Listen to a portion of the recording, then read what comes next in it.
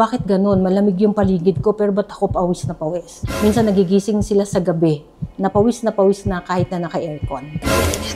Ang init, no? Pawis na ako. Sometimes even in cold temperatures, alam mo, nandun ka sa isang kwarto na air condition, pero dadating yung pagkakataon, biglang mainit, no? Aakyat yung init from your dibdib, papanik, no? Sa ulo, no? And sometimes, yun ang nagiging parang kinakatakutan ng mga babae. And these are specifically for hot flashes.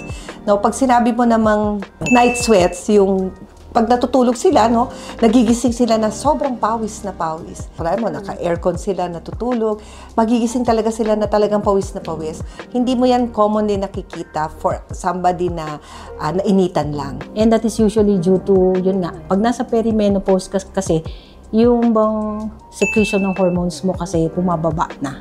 Kaya yun yung one of the manifestations, yun yung pinaka-early na mararamdaman nila is yung, ayan, kahit na nasa aircon ka, kahit nasa kotse ka na malakas yung aircon, talagang pinagpapawisan ka. But eventually, mawawala din kasi yun.